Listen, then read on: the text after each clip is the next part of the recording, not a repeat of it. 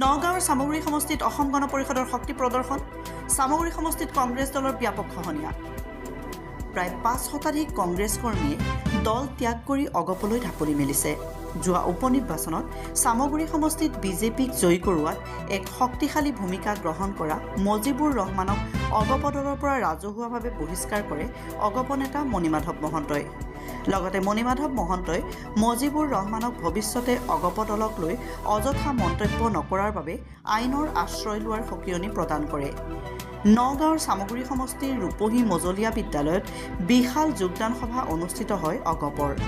সাংসদ ৰকিবুল হুছেইনৰ পুত্ৰৰ এতিয়া খেল খেলাৰ বয়স, খেলপথাৰত যাব লাগে মন্তব্য অগপৰ মহিলা সভানেত্ৰী আঞ্জুমা বেগমৰ।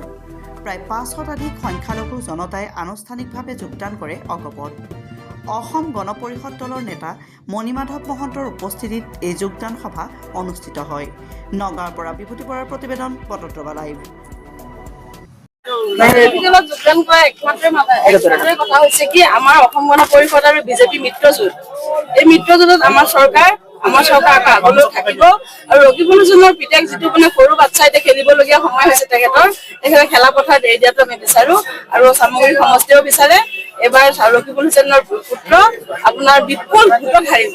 আমাৰ অসম গণ পৰিষদ দলৰ কোনোবা এজন AYZ কোনোবা এজন নেতৃত্ব পাব বুলি কংগ্ৰেছৰ কৰ্মী আছিলে 100% কৰ্মী আছিলে। ৰকিবুল হুছেইনে যিহেতু এটা সমষ্টি এটা উঠিছে যে ৰকিবুল হুছেইনৰ পুত্ৰ অযোগ্য বুলি, তাৰ কাৰণে কি কংগ্ৰেছ দল ত্যাগ কৰিব যোগদান কৰিছে নেকি?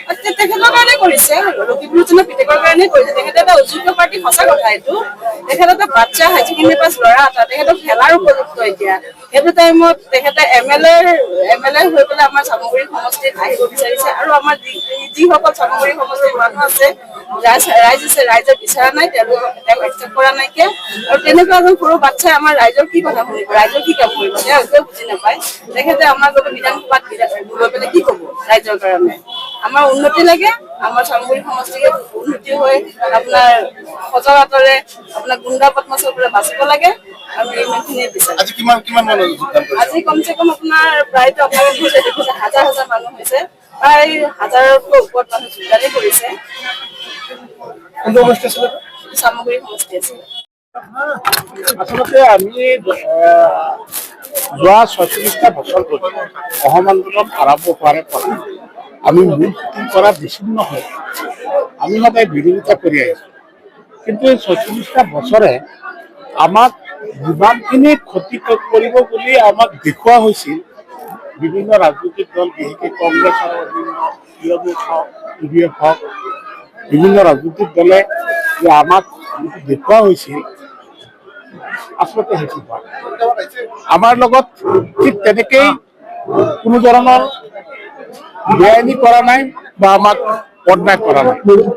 গতিকে সেইফালৰ পৰা ক'বলৈ গ'লে আমি এই 46টা বছৰে মূল সুঁতিৰ পৰা অসম গণ পৰিষদ পৰা আমি বিচ্ছিন্ন হৈ আমি নিজৰে ক্ষতি আনিছোঁ।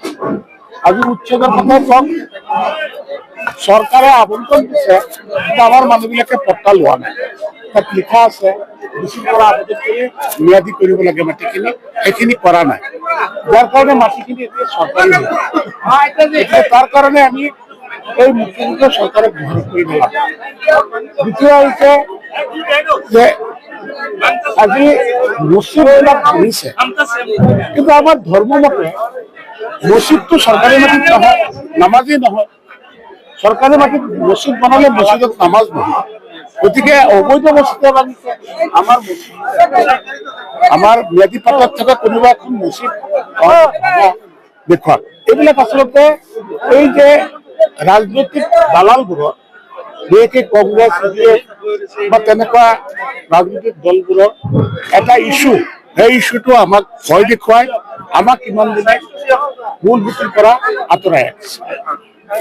গতিকে আমি পুনৰাই মূল সুঁতিৰ লগত লাগি থকা আমাৰ ভাল হ'ব বুলি ভাবি আমি সিদ্ধান্ত লৈছোঁ। আমি 1996 চনৰ পৰা মই অসম গণ পৰিষদ দলত আছিলোঁ। 2006 চনত প্ৰগতিশীল অসম গণ পৰিষদৰ পৰা মই ৰূপৈহাট সমষ্টিত নিৰ্বাচন কৰিছিলোঁ প্ৰাৰ্থী হিচাপে। গতিকে এইবাৰ 26 নিৰ্বাচনত চামগুৰি পৰা আপোনাৰ প্ৰাৰ্থিত্ব দাবীদাৰ আছে নেকি?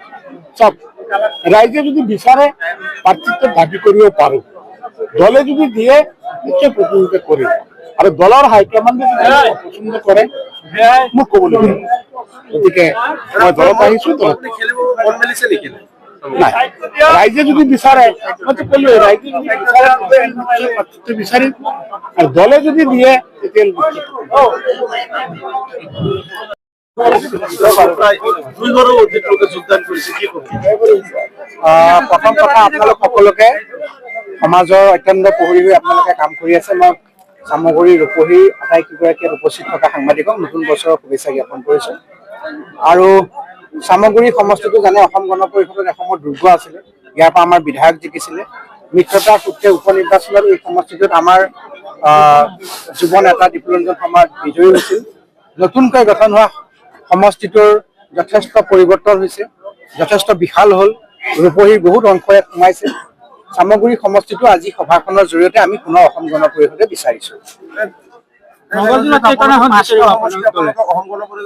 নহয়, চাওক, নগাঁও জিলাখনত আচলতে আমাৰ সমষ্টি আছিল 8টা, পুনৰ সমষ্টি পুনৰ নিৰ্ধাৰণৰ পিছত 7টা হ'ল। এই 7টা সমষ্টিৰ পৰা 3 বা 4টা ন্যূনতম আমি সমষ্টি বিচাৰিম, কিন্তু কোনকেইটা বিচৰা হয় আৰু সিদ্ধান্ত কোনকেইটাত উপনীত হয় সেই কথা মই আজিয়ে ক'ব নোৱাৰো, কাৰণ দলৰ কেন্দ্ৰীয় নেতৃত্ব, বিজেপিৰ নেতৃত্ব, মাননীয় মুখ্যমন্ত্ৰী মহোদয় সকলো বহি সিদ্ধান্তলৈ আহিব। কিন্তু আমি আমাৰ নিজৰ কাম কৰিব লাগিব। চামগুৰি সমষ্টিৰ নিষ্ঠাবান দলীয় কৰ্মকৰ্তাসকলে তেওঁলোকৰ সাংগঠনিক কাম কাজ অব্যাহত ৰাখিছে। জিলা সমিতি হিচাপে আমি আহি তেওঁলোকক উৎসাহ যোগাইছো, আৰু আগন্তুক দিনত ইয়াত নিষ্ঠাবান দলীয় কৰ্মকৰ্তাসকলৰ সদায় তেওঁলোকক প্ৰাধান্য দিয়া হ'ব। দললৈ নতুনকৈ যোগদান কৰা সকলৰ আমি চাম, আৰু এটা ভাল চাৰ্ভে ৰিপৰ্টৰ ভিত্তিত ইয়াত মিত্ৰতাৰ সূত্ৰে যদি আমি সমষ্টিটো পাওঁ, তেতিয়াহ'লে আমি উপযুক্ত প্ৰাৰ্থী এজন আমি আগবঢ়াম। এটা দেখা গৈছে, যিহেতু চামগুৰি সমষ্টিৰ সভাপতি নেতা বুলি কয় মজিবুৰ ৰহমান, আজি আপোনাৰ অসম গণ পৰিষদৰ অব্যাহতি দিছে, কি ক'ব? আচ্ছা, সেই নেতাজন আমাৰ দলত আচলতে যোগদান কৰিছিলে, নকৰা নহয়, কিন্তু আমি তেওঁক কোনো দায়িত্ব দিয়া নাছিলো। তেওঁ অকৰ্তৃত্বশীল হিচাপে দলৰ কথা বতৰা যেতিয়া কৈ ফুৰিব, এই দল বিৰোধী নীতিৰ কাৰণে তেওঁক আজি আমাৰ ফালৰ পৰা দলৰ ফালৰ পৰা আজি প্ৰেম পত্ৰ দি তেওঁক বিদায় দিয়া হৈছে। ঠিক আছে। ব্ৰহ্মপুৰৰ পৰা আপুনি টিকেট বিচাৰিব নেকি? চাওক, আমি দলৰ দায়িত্বত আছো। ব্ৰহ্মপুৰটো আমাৰ পুৰণা সমষ্টি, তাত শিপাও আছে, ভেটিও আছে, দলৰ ঘৰো আছে। সেইকাৰণে সেই সমষ্টিটো আমি পুনৰ বিচাৰিছো, আৰু কাক দিয়ে দলে সেইটো দলৰ সিদ্ধান্ত।